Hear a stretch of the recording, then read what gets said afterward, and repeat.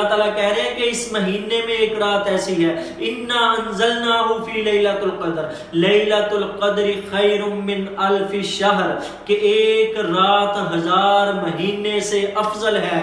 1000 مہینے کے برابر نہیں فرما رہے اللہ تعالیٰ، 1000 مہینے کے برابر نہیں، 1000 مہینے سے بھی افضل فرما رہے ہیں۔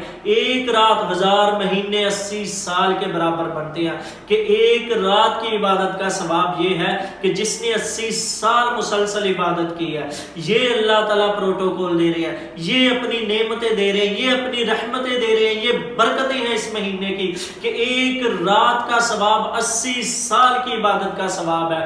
اور وہ رات اللہ تعالیٰ کہہ رہے ہیں لیلۃ القدر کی رات ہے، اِنَّا أَنزَلْنَاهُ فِي لَيْلَةِ الْقَدْرِ وَمَا أَدْرَاكَ مَا لَيْلَةُ الْقَدْرِ، پھر تم کیا جانتے ہو کہ لیلۃ القدر کیا ہے؟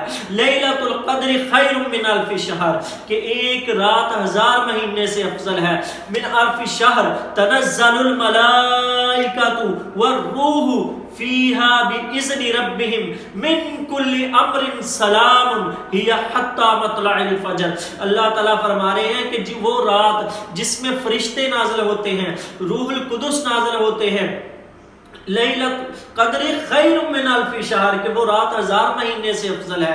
اللہ تعالیٰ کی سلامتی لے کر وہ نازل ہوتے ہیں، اللہ تعالیٰ کی برکتیں لے کر وہ زمین پر نازل ہوتے ہیں، حتی مطلع الفجر، یہاں تک کہ فجر کا ٹائم آ جاتا ہے۔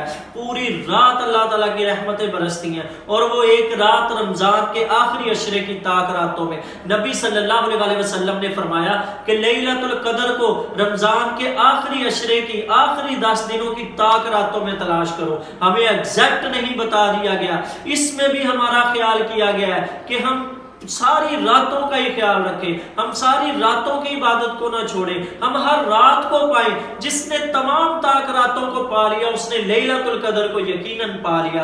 صرف کسی ایک رات پر اکتفا مت کریں کہ 27ویں رات ہے، 29 رات ہے، وہ 23 ہے، 25 ہے، کوئی بھی ہے، وہ اللہ تعالیٰ بہتر جانتے ہیں۔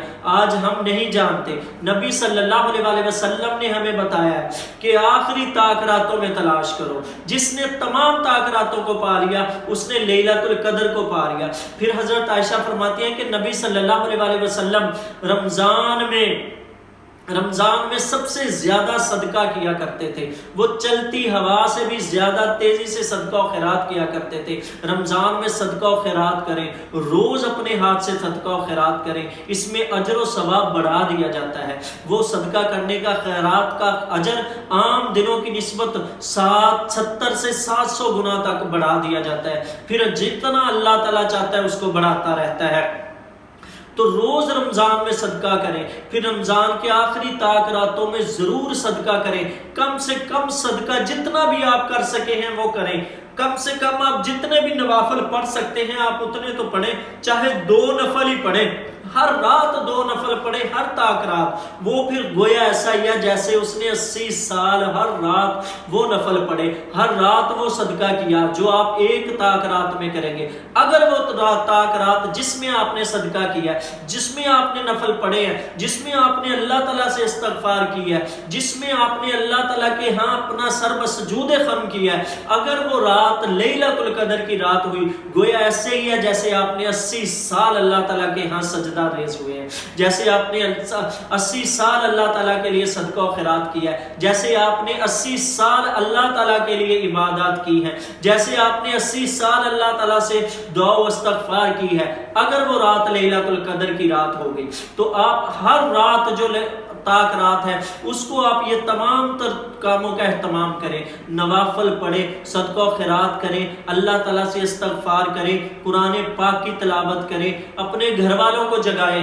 حضرت عائشہ فرماتی ہے کہ نبی صلی اللہ علیہ وسلم جب رمضان کا آخری عشرہ آتا تھا تو نہ خود سوتے تھے اور نہ اپنے گھر والوں کو سونے دیتے تھے، وہ اس قدر عبادت کے لیے کمر کس لیا کرتے تھے۔ یہ ہمارے نبی صلی اللہ علیہ وسلم کا معمول ہے، یہ ہمارے پیارے نبی، یہ رحمت للعالمین کا معمول تھا۔